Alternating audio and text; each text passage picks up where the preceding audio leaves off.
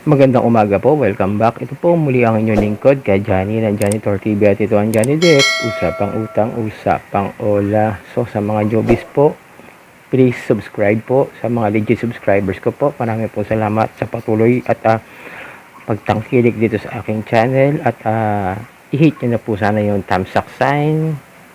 Pakikalat na rin po yung ating mga videos, i-share nyo na po.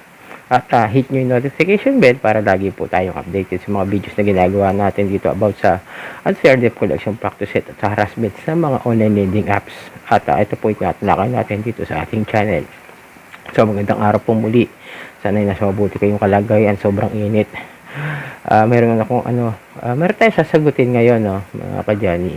Ito kasi, ang problema dito sa mga na-revoke, illegal na nga, wala na nga lisensya if patuloy pa rin sa paggawa ng modus nila na kung saan yun may maginagawa na pa rin sila at patuloy pa rin sila sa paggawa ng kanilang mga illegal na gawain. Kahit naman ang lisensyado sila, ganyan sila eh. Pero sagutin natin itong katanungan. Si Mocha revoke na pala last night.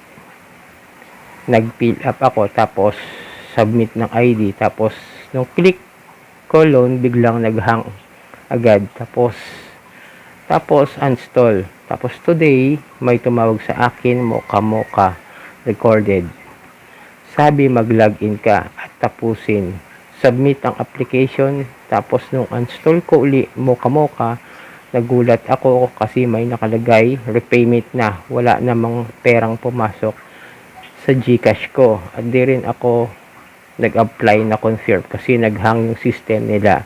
So yun, ganyan na.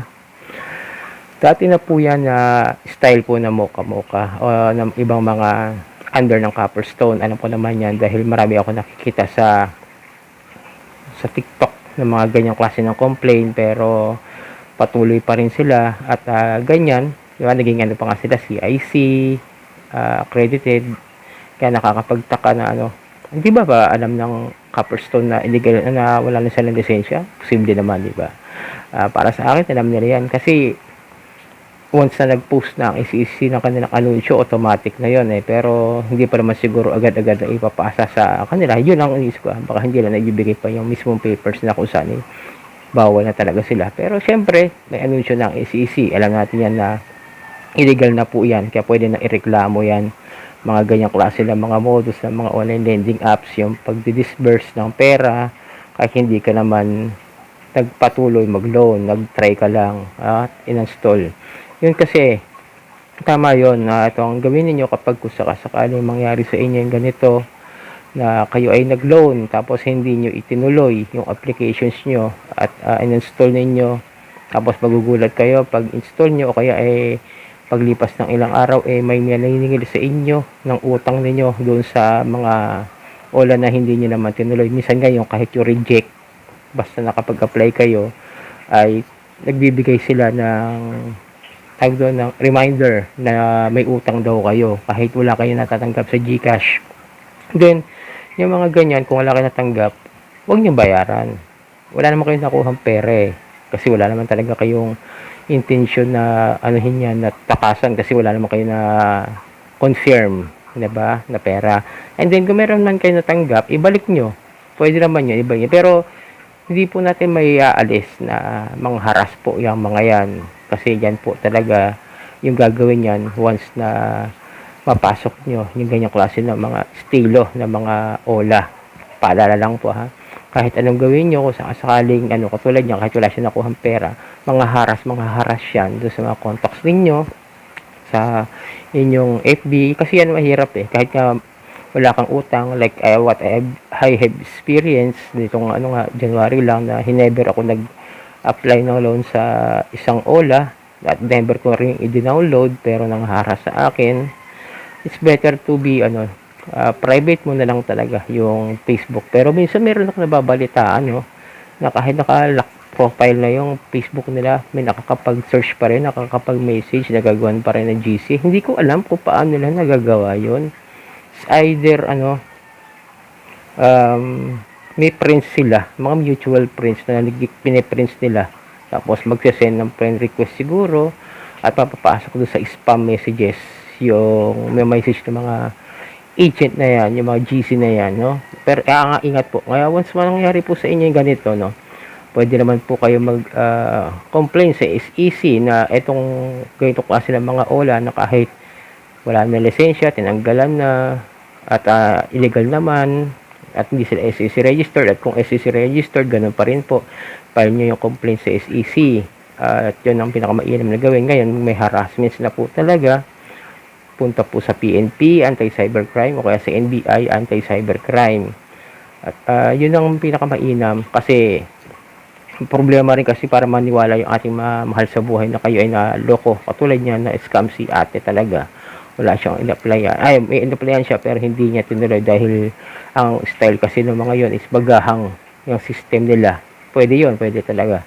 Na kapag hindi tinuloy, sabihin na, hindi ho, sabihin ng mga agent, hindi ho, pumasok ho yung inyong application, approve po kayo, kaya hindi po pwedeng hindi kayo magbayad. Yan yung style niya mga yan no? Para mawindang yung isip nyo, maguluhan kayo, tapos wala man darating sa Gcash ninyo, yung pala papasok sa ibang e-wallet, may ganyan, no? Yung mga Paymaya, mga Coins PH, dyan minsan po pasok yung mga pera yung pala gamit din pala ng mga agent yung mga yon, mga number din nila. Yan ang ingatan ninyo kasi mahirap yan. Nagdi-disburse sila ng pera na sila lang din mismo yung gumagawa ng pera. Tapos si victim is ang mamomroblema ng husto, di ba? Nakakalungkot isipin na ganyan. Kaya minsan ang hirap din mag-apply. Kaya paalala lang ha. Tignan nyo sa SEC, tignan nyo muna sa mga balita. Tignan nyo muna sa SEC website nga, SEC FB page, sa mga reviews katulad sa channel ko, sa ibang mga channel na nagre-review about sa mga online lending apps, kung legit ba yan or meron naman mga matitinong mga nagre-review dyan na maayos talaga ang pagre-review. Yung iba ewan ko lang medyo may napapanood ako na kahit hindi naman revoke, sinasama sa revoke yung video nila na ko na siguro sa susunod na video gagawin ko yun yung mga hindi naman talaga revoke isinama doon sa revoke na ng SEC. Kaya nagulat ako, meron kasi ako nawindang na isa raw OLA na kailan lang daw na revoke, wala namang ibang OLA na revoke maliban sa Copperstone. Medyo naanuhan ako doon, nagkaroon na naman siguro na misinformation, ipinasok yung iniimbestigahan lang at hindi naman taga revoke na isama doon. Kulang. Yung sinasabi ko sa ibang wala reviewer. Kaya minsan hindi ako galit. I'm against misinformation din. Kahit man ako, hindi ko gusto yung mga misinformations. Kahit ako, pag nagkamali ako, hindi ko paninindigan yung ko na mali ako. Sabihin ko, mali ako. Okay. Salamat po doon sa sasabi sa akin na may mali yung video ko o may mali akong sinabi. Tatanggapin ko. Ganun po ako. Pero yung iba kasi ayaw tumanggap ng mga pagkakamali nila. Paninindigan talaga kahit na may misinformations na pinibigay sila sa mga tao. So yun pag ganito tandaan nyo yung ganitong klase pag may mga apply kayo tapos hindi nyo natanggap pero wag nyo bayaran. Pero kung may natanggap kayo, ibalik nyo para sa guilt feelings wala kayong maramdaman. Pero pag hinaras kayo, file nyo complaint sa SEC. At kung may harassments pa, PNP at saka NBI Anti-Cybercrime. So yun mga ka-Johnny, itong yung lingkod ka-Johnny ng Johnny Tortibet. Ito ang Johnny Depp sa pang-utang usapang OLA.